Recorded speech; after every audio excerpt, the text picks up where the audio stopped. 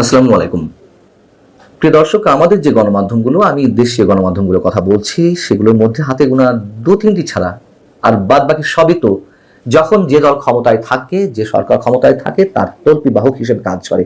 সরকারের রক্তচক্ষুকে উপেক্ষা করা এই গণমাধ্যমগুলোর পক্ষে সম্ভব নয়, তার স্বার্থ সিদ্ধির জায়গা থেকে। এ কথা সত্য। এবং আমাদের সরকারগুলোর বিষয় বা দেশের প্রকৃত অবস্থা সম্পর্কে তখন আমাদেরকে বাধ্য হয়ে আন্তর্জাতিক গণমাধ্যমের দিকে তাকিয়ে থাকতে হয়। আন্তর্জাতিক গণমাধ্যমও যে সবসময় আনবায়াসড থাকে এটিও নিশ্চয় বলবো না, তবে সেগুলোর পরাশক্তিগুলোর খেলার নানান সমীকরণ ছাড়া তারা অবশ্যই অন্য রাষ্ট্র তো বটে, নিজ রাষ্ট্রের বিষয়েও নিঃসন্দেহে তারা আনবায়াসড থাকার চেষ্টা করে। ডক্টর মোহাম্মদ ইউনূস সরকারের এই মুহূর্তে কি অবস্থা বাংলাদেশের গণমাধ্যমগুলোর দিকে তাকালে নিশ্চয়ই বোঝা যাবে না। সেক্ষেত্রে আন্তর্জাতিক বিশ্বের যে প্রভাবশালী গণমাধ্যম, তারা যে একের পর এক নানান ধরনের রিপোর্ট প্রতিবেদন প্রকাশ করছে, তার থেকে আমাদের বর্তমান অন্তর্বর্তী সরকারের সাম্রাজ্য, ডক্টর মোহাম্মদ ইউনূসের সাম্রাজ্য যে কতটা ক্ষুদ্র হয়ে আসছে, ছোট হয়ে আসছে, তিনি একা হয়ে পড়ছেন, তার জন্য বিপদ কতটা সামনে ঘনীভূত হচ্ছে, সেসব সম্পর্কে মোটামুটি একটা স্বচ্ছ ধারণা পাওয়া যায়। যেমন এই সরকারের সময় গত ডিসেম্বরে নিউ ইয়র্ক টাইমস একটি প্রতিবেদন করলো, চরম উগ্র মৌলবাদিতা বা উগ্র সাম্প্রদায়িকতা বাদের উত্থানের একটা উর্বর সুযোগ তৈরি হয়েছে বর্তমান বাংলাদেশে। গত কয়েকদিন আগে আমাদের প্রধান উপদেষ্টা যখন লন্ডন সফরে গেলেন, তখন বিবিসির সঙ্গে দেওয়া এক সাক্ষাৎকারে তিনি কতটা অসহায় বোধ করছিলেন, অথবা বিবিসির সাংবাদিক নানান ধরনের বাস্তবসম্মত প্রশ্নে তাকে কতটা জর্জরিত করে ফেলেছিলেন, নাস্তানুবাদ করেছেন, সেই বিষয়ে আমরা দেখেছি স্পষ্টভাবে। দ্য ইকোনমিস্ট এই ধরনের বেশ কয়েকটি রিপোর্ট গত 11 মাসে করেছে। সাম্প্রতিক সময় সবশেষ তাদের যে প্রতিবেদন, সেই প্রতিবেদনে নানান ধরনের তথ্য বিশ্লেষণ উপাত্তের মধ্য দিয়ে তারা একেবারে স্পষ্ট করে তুলেছে ডক্টর মোহাম্মদ ইউনূসের যেই সরকার বা তার যে সাম্রাজ্য, তা কতটা ভয়ঙ্কর বিপদের মুখে যে চলেছে। এবং ডক্টর মোহাম্মদ ইউনূস যাদের উপর ভর করে এখনো টিকে আছেন, সেই এনসিপির জনপ্রিয়তা যে কতটা তলানিতে, সেই হিসেবেও তারা তুলে এনেছে। এবং তারা যে তথ্যপত্রগুলো এখানে তুলে ধরেছে, আমার মনে হয় যে খুব বেশি বিশ্লেষণের প্রয়োজন নেই, আমরা নিজেরাই জাজ করতে পারি তারা কতটুকু আনবায়াসড হয়ে কিংবা বায়াসড হয়ে এই প্রতিবেদনটি করেছে। এখানে বলা হচ্ছে যে তাদের শিরোনামটাই এরকম, যে সংস্কারের নামে প্রতিশোধের পথে ডক্টর ইউনূস এবং বাংলাদেশের গণতন্ত্র ঝুলন্ত অবস্থায়। শুরুতেই বলা হচ্ছে শেখ হাসিনাকে উৎখাতের 1 বছর পর এসে রাজনৈতিক অস্থিরতা ও অর্থনৈতিক অনিশ্চয়তার পথে হাঁটছে বাংলাদেশ। আওয়ামী লীগের কার্যক্রম নিষিদ্ধ করা, ভারত এবং যুক্তরাষ্ট্রের সঙ্গে সম্পর্কে টানাপোড়েন এবং নতুন নির্বাচনের রূপরেখা নিয়ে চরম এক অনিশ্চয়তার সঙ্গে অনেক বড় বড় প্রশ্নের মুখে ডক্টর ইউনূস সরকার। এবং সবচেয়ে বড় চ্যালেঞ্জ 2026 সালে নির্বাচনে আওয়ামী লীগের অনুপস্থিতি গণতান্ত্রিক প্রক্রিয়াকে প্রশ্নের মুখে ফেলবে।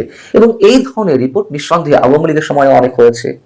যখন যে ক্ষমতায় থাকে সে অন্ধ হয়ে যায়, এবং সেই বিষয়গুলো যে পরবর্তীতে ফলে, বিশেষ করে আমি সবসময় একটি সংস্থা, একটি অর্গানাইজেশনের প্রতি খুবই দুর্বল, সেটি হচ্ছে international crisis group, ICG Awami লীগের সময় যা যা বিশ্লেষণাত্মক প্রতিবেদন দিয়েছিল তার পরবর্তীতে প্রত্যেকটি খেটেছে। আইসিজি এই সময়ে এসো রোহিঙ্গা, ভারত, মিয়ানমার, চীন এবং বাংলাদেশ ইস্যুতে বাংলাদেশকে কেন্দ্র করে তাদের যে প্রতিবেদনগুলো প্রকাশ করেছে, আপনারা একটু মিলিয়ে দেখবেন, তার সবই মিলবে ভবিষ্যতে।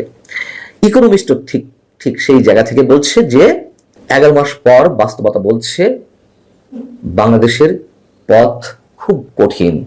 শেখ হাসিনার দ্বারা আওয়ামী লীগকে নিষিদ্ধ করা হয়েছে, যা দেশের রাজনৈতিক প্রতিশোধের সংস্কৃতি আরো গভীর করেছে। রাজনৈতিক প্রতিশোধ বলতে আওয়ামী লীগ নিশ্চয়ই একই কাজ করেছে, তারা সতর্ক করে দিয়েছিল, সন্নিহিত পরিণামটা তো ভোগ করতে হয়েছে।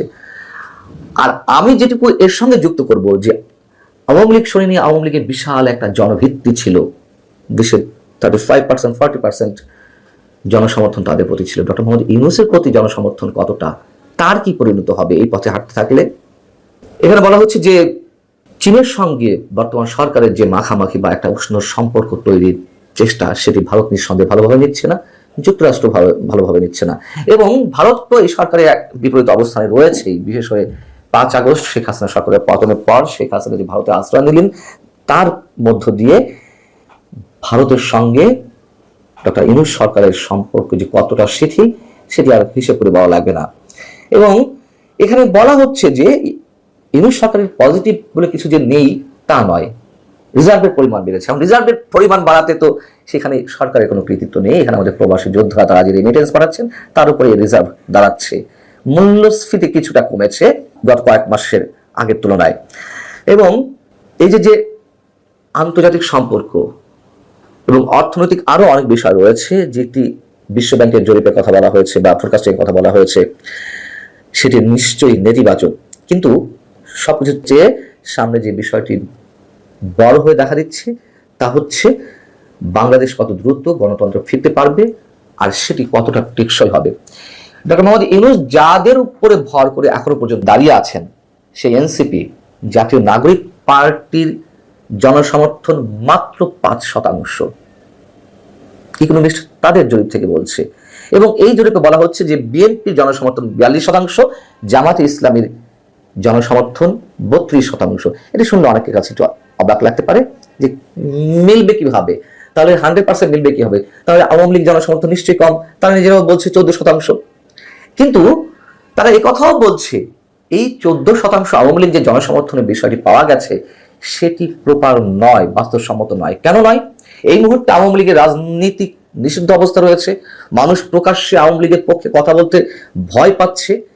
এই যে একটা ভয়ের সংস্কৃতি দাঁড়িয়ে গেছে, তার মধ্য থেকেও যারা কথা বলেছে সেই হিসেবে আওয়ামী লীগের জনসমর্থন 14% বলে জানা যাচ্ছে, যদিও বাস্তবতা বলছে আওয়ামী লীগের সমর্থন এর চেয়ে আরো অনেক বেশি। এবং সেই জায়গা থেকে যখন একটি দলকে নিষিদ্ধ করে রাখা হয়েছে, তখন দেশের জনগণের বড় একটি অংশ তারা ভোট দান থেকে বঞ্চিত হচ্ছে বা বঞ্চিত হবে। এবং আওয়ামী লীগ সম্পর্কে যেটি বলা হচ্ছে যে সদ্য ক্ষমতাচ্যুত সেই আওয়ামী লীগ নির্বাচনে অংশ নিচ্ছে না। মে মাসে জাতীয় নিরাপত্তার কারণ দেখিয়ে বিভিন্ন রাজনৈতিক দলের চাপে দলটির কার্যক্রম নিষিদ্ধ ঘোষণা করা হয়। কাগজে কলমে ওই সিদ্ধান্তকে সাময়িক এবং আদালতের রায়ের উপরে নির্ভরশীল বলা হচ্ছে, অর্থাৎ আওয়ামী লীগ ফাইনালি নিষিদ্ধ হবে কিনা। কিন্তু সেই বিচার শেষ হতে তো কয়েক বছর লাগবে। এটা কি আদৌ সম্ভব? এই প্রশ্নটি দ্য ইকোনমিস্ট তুলছে। এবং হিউম্যান রাইটস ওয়াচের রেফারেন্স দিয়ে বলা হচ্ছে যে আন্তর্জাতিক মানবাধিকার সংস্থা হিউম্যান রাইটস ওয়াচ বলছে অন্তর্বর্তী সরকার ইচ্ছা মতো আওয়ামী সমর্থকদের টার্গেট করছে, যা আগের সরকারের দমন পীড়নেরই পুনরাবৃত্তি। যেটি বলছিলাম যে যখন ক্ষমতায় থাকে তখন তো অন্ধ হয়ে যায়, তখন আর কারোর কথা তাদের ভালো লাগে না। ডক্টর মোহাম্মদ ইউনূসও সবসময় পশ্চিমা গণমাধ্যমগুলোর উপর নির্ভর থাকতেন বা এখনো বোধহয় রয়েছেন, এবং তাকেই খ্যাতি দিয়েছে এই আন্তর্জাতিক গণমাধ্যমগুলো।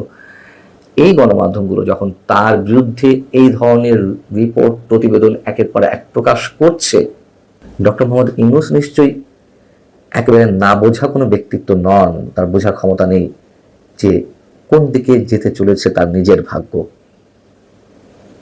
ভালো থাকুন সবাই। আল্লাহ হাফিজ।